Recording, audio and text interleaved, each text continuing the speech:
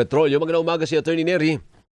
Ay, magandang umaga, Alvin. Magandang umaga sa mga listeners mo. Opo, yung increase po this week ay maglalaro na naman po sa kulang-kulang 24 pesos kada litro, so mga 22 to 24 pesos per liter.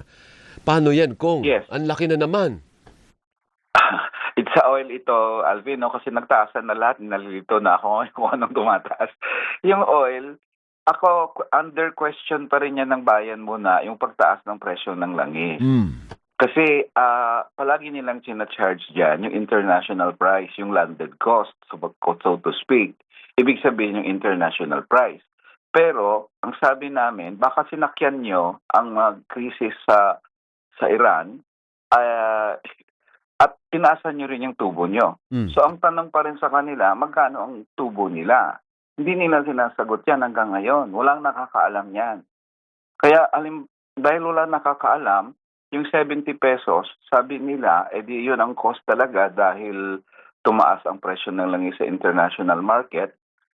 Pero dahil hindi alam ang tubo nila, kung sabihin din ng tao na hindi, 50 pesos lang dapat yan, yung 20 pesos tubo nyo yan. Anong sagot nila? Wala rin silang masagot yan kasi ayaw nilang sabihin yung tubo nila. Pero hindi Kaya, hindi ba, Attorney Neri, nairal naman daw yung oil deregulation law? So, kanya-kanyang presyuhan ito. Pag binili mo yan, yan ang tamang presyo. Correct yan. Pero under the oil deregulation law, dapat pa rin sabihin nila ang tubo nila. Kasi Alvin, halimbawa, totoo yung aligasyon ng taong bayan. 50 pesos lang yan. Binibenta nyo ng 72 pesos per liter, halimbawa ang diesel. 22 pesos ang neto na tubo mo sa kada litro. I mean, hindi yan sinasabi ng oil deregulation law. Deregulated na kayo, so hindi na kailangan sabihin ang tubo nyo. Desisyon niya ng Korte Suprema sa kaso nila doon sa unbundling unbundling case na no, may poder ang DOE, sabi ng Korte Suprema, na i-unbundle yung prices nyo. Diba? So dapat yun ang panawagan na Attorney Neri na kasi hanggang ngayon hindi pa rin po nahihimayan May order na yung DOE, hindi pa rin ipinatutupad. Ano po? Hindi pinatutupad. Kaya nga, ang sabi namin, hindi totoo na international price lang yung basis ng 72 pesos o sabi mo dadagdagan pa ng 24 pesos. Oh. Kasi yung tubo nyo, may mga sumasakay sa krisis, tumaas pala ang international price. So tataas ang presyo ng langis, taasan din natin ang tubo natin. Ayaw nilang sabihin yung tubo. Bakit? Bakit kayo natatakot na sabihin yung tubo nyo? Baka malaki yon. Baka naman 20 pesos kada litro ang neto nyo dyan. Ganid yon, Alvin.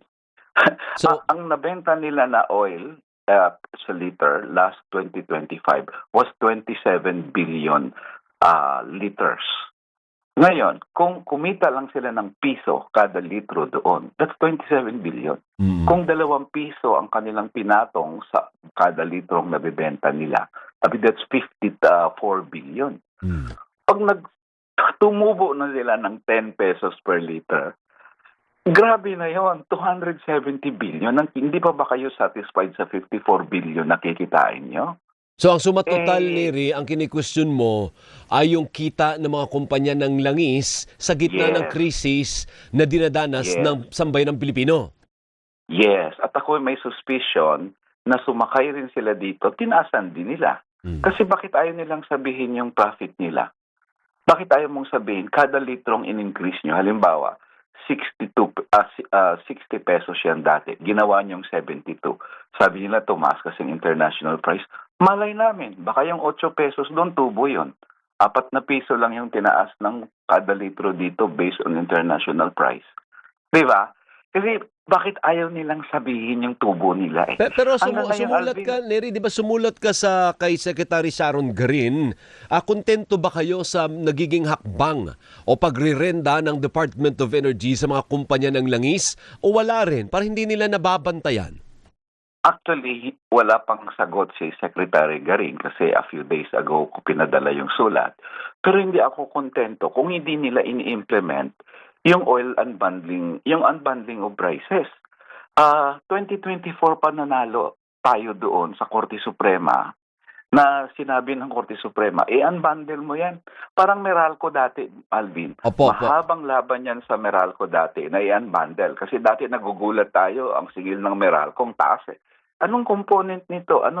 So napilitan si Meralco na i-unbundle generation charge, environmental fee, transmission charge. Nakalagay na yan. Ang oil, wala nakakaalam niyan. Kaya yung DOE, nagsiset siya ng mga price range.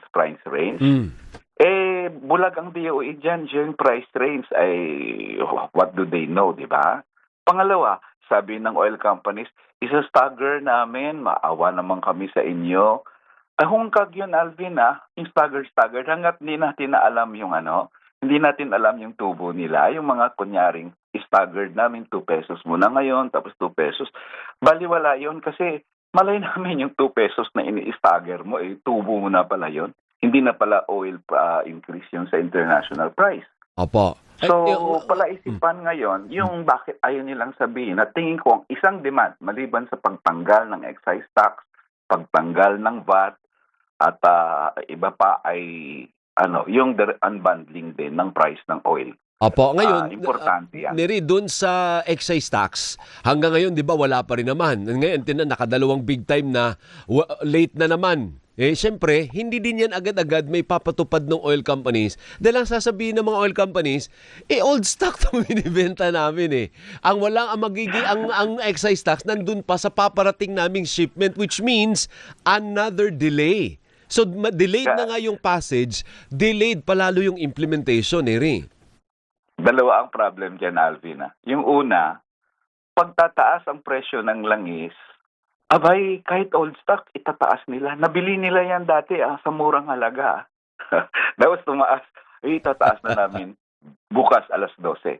Ngayon, bababa ang presyo ng langis kasi tatanggalin si excise. Hindi, new stock na lang yon yung darating na import. Lugi palagi tayo dyan, Kasi ginagamit nila na, di ba? Kung pansinin mo, pag tumaas ang presyo ng langis nitong araw na to, a few days later, tataas na yung presyo pag tumaas ang presyo ng langis sa international price, a few days later, tataas na rin ang presyo ng langis dito. Marami nga nagrereklamo, nang binili nyo yan, di pa naman mataas ang presyo, Sa kanila, okay, kailangan Opo. Ngayon bigla sa excise tax, hindi, old stock kasi yan nabayaran na namin yung excise tax. New stock dapat ang hintayin sa sunod na buwan. That's the first. Second, kaya yung pag hindi nyo sinama ang VAT, itong mga itong batas na to, pag excise tax lang yan, at wala ang VAT, talaga nga naman gamiting dahilan ng oil companies yan na next month na yan, kasi new stock Pero kung VAT kasi instant yan, Alvin Ibig sabihin, pag may batas ngayon na wala ng 12% bukas, o di bukas, wala ng 12%. So dapat para sa inyo, dapat pati VAT tanggalin nyo na muna pansamantala. Of course, yes. Kasi ang VAT, alam mo, Alvin, yung VAT, instant yun Pag sinabi mong bukas wala ng VAT, o di wala na. Tapos wala na old stock, new stock na debate dyan. Kasi, Alvin, tingnan mo, ang VAT on oil, 160 billion yung kinita daw ng gobyerno in 2025. Yun, 160 billion. Alvin, flood control lang ang nawawala sa flood control na estimate kada taon, 197 billion. Yeah. Tapos sabihin nila, mawala ng pondo ang gobyerno pag tanggalin ang VAT sa petroleum, sa langis. Napupunta lang naman sa nakaw. Oo. I-plug mo yung nakaw.